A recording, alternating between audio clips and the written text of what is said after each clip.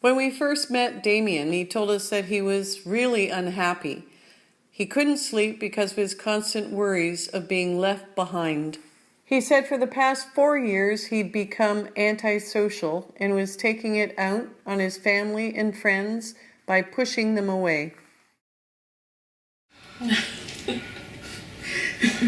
Daymeann's mom. One of the things that I've seen change over Daymeann in the last few months is that we continue to talk, and he does come to me and discuss some of the issues that he discussed with Mercy.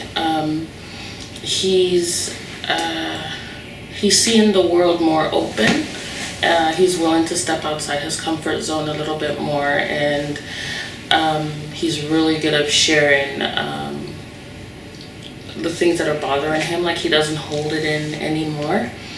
And I do notice that when he does come back from a meeting with Mercy, he's so more optimistic about life and what he's gonna do next, and how she's helped him work through situations. And I do see that he's trying to do a lot more of that independently, which is something that I know is going to help him get further on in life. So one of the good things I think about starting this program is the fact that a lot of the issues that Daymeann has, Mercy has helped to help him problem solve. So she's not solving it for him, she's not giving him the answer, she's making him think about it and working his way through the issue. What did you hope early on that we could help Daymeann and your family with? I will say, since you guys have come in, I was overwhelmed with. I think I was trying to get used to the fact that he was no longer a little kid, and he was becoming this young man, that some of his struggles were getting a little bit harder to deal with. And when I first heard about you guys, I thought, okay, you know what, they're saying that this program's coming up, he's gonna get some support, and I didn't know what it was, and I just thought, you know what, something is better than nothing right now. But when you guys came and spoke the first day, and I saw there was 3 of you guys, I was thinking, wow, this is intense. And that day when we were going through the talking and the interview, as hard as it was for Daymeann, it was hard for me to truly hear some of the things he's been through, because he was hiding some of the truth from me because he didn't want to worry me. But it was hard to hear them. But going through this process with you guys, I've seen that he's a much stronger person. He's still Daymeann, but he's a much stronger, independent person. I think before I started meeting with Mercy, it was my sleeping patterns weren't all the way the greatest, because there would be some nights I would stay up throughout the whole night, and then when it was time to like go and drop off my sisters at school for my mom, that's when I would fall asleep. And then I think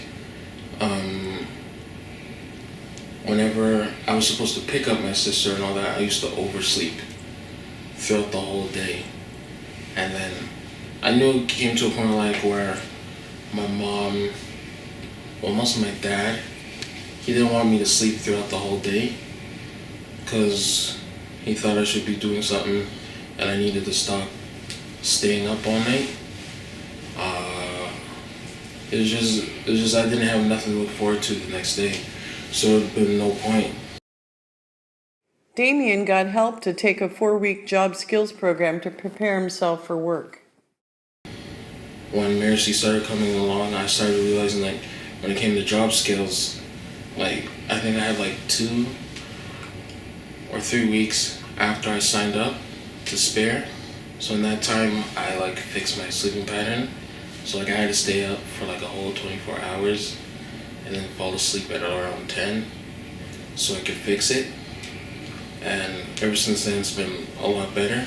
It was kind of like depressing, like being down all the time, seeing all what my siblings were doing and then me being home all the time.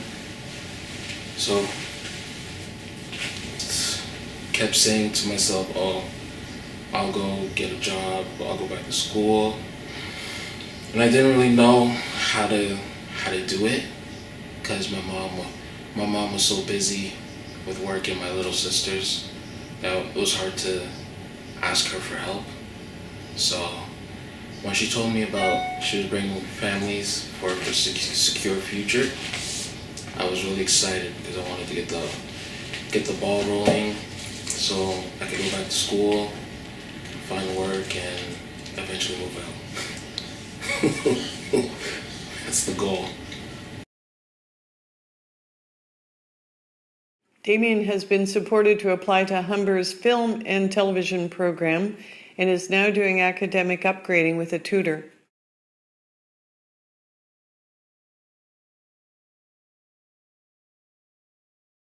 I'm Cheyenne, I'm Damien's little sister.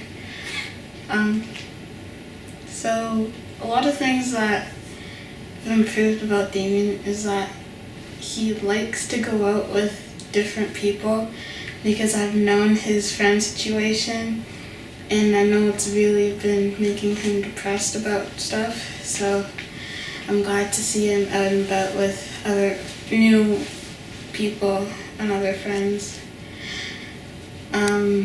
He's smiling a lot more since he's been going to that new church. Daymeann has joined a new church and has begun making new friends. I think hanging around Mercy some more is giving me like more confidence to like put myself out there and hang out with new people and hang out with new friends. Even though it's a little scary hanging out with them for the first time because you never know what they'll think of you. How open he's become with his aunts and his uncles. I know that was one thing we spoke about because most of Daymeann's, most of it I always thought it was tag teaming with me and Daymeann, that he'd feel he only had me to talk to, but now he's opened up to his aunt and his uncle and his cousin, and that additional support is extremely helpful to me as a mom, because now there's so many other people to help balance all this information that he has, all these feelings that he has, and everybody's so positive with him. And it's not that they're telling him what to do. It's like what Mercy does with him is that they actually talk through problems. And you know what? At the end of the day, if this person doesn't like you, okay, so what does that mean, and how are you going to deal with it, and what do you do from there? So it's helping him break things down into chunks where he's able to understand that, you know what, it's not the end of the world, life does go on, and he's got a lot to offer the world. And I don't think he would be this far ahead if the organization hadn't intervened. I know I didn't tell Daymeann this, but I know when him and Mercy first started going out and having meetings, in the back of my mind I was a little bit jealous because I was like, okay, so what is he telling her that he can't share with me? Although I wanted that support, I didn't realize that in some way it was a little bit of control on my part, that, you know, it was I was there for him and it was me, and so for a little bit it was almost like I had to share him with someone else. And he's my first, and so I got over that quickly because I realized him coming back and talking to me about what the discussion was and how it went and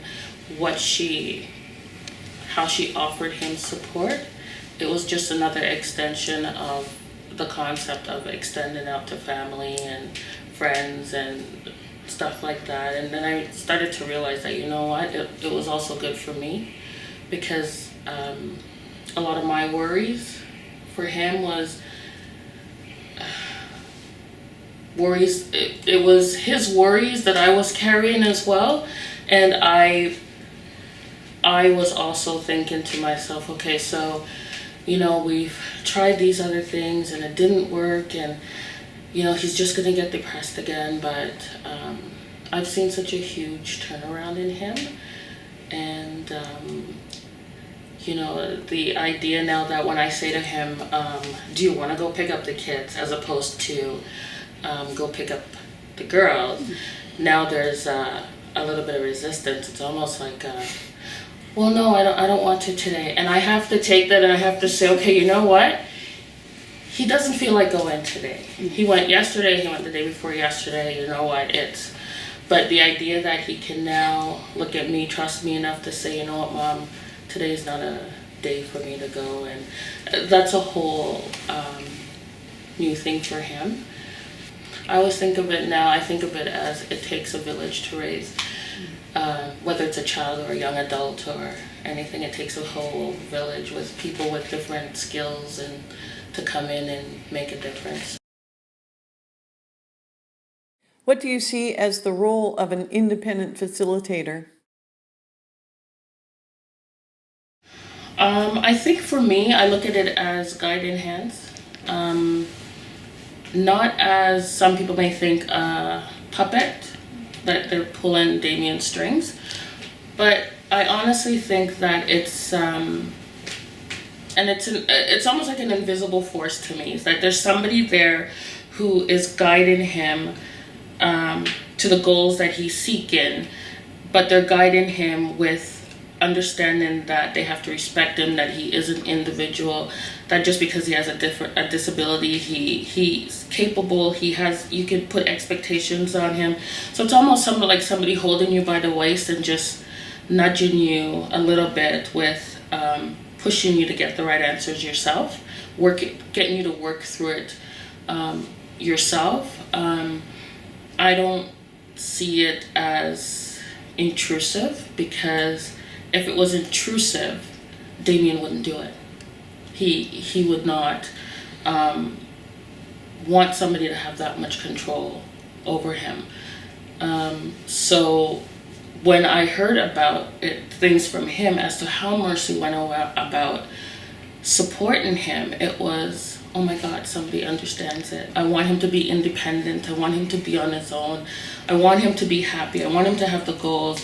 And if I can't be there as a parent and know things to tell him to help him get there, then I'm glad that there's somebody there who is truly there for his needs, but still has expectations for him, if that makes any sense. So I see it like a guiding hand, you know, somebody saying, you know what, instead of thinking only of this way, let's get back into the middle and just try to work out what other options are there out there for you. And I think giving him options just makes him a stronger person.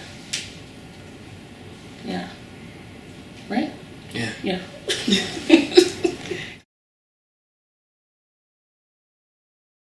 What has turned around in your life? Like, the number one thing is always thinking negative and always thinking the worst thing possible.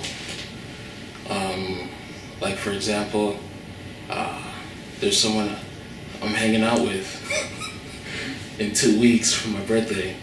We're going to the movies, and right now I'm thinking that she might cancel. And Mercy was telling me the other day that I need to stop thinking so negatively. She said she's going, so she's going. So there's that. And that I need to love myself before other people love me. Yeah.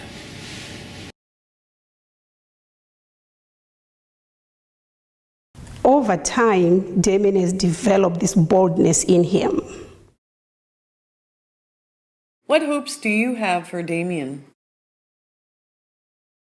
My hope for Daymeann is that get a job. It doesn't have to be a career yet, but just get a job so he can start building his resume, to live independently, to have his own apartment, and he wants to do it before he turns 30.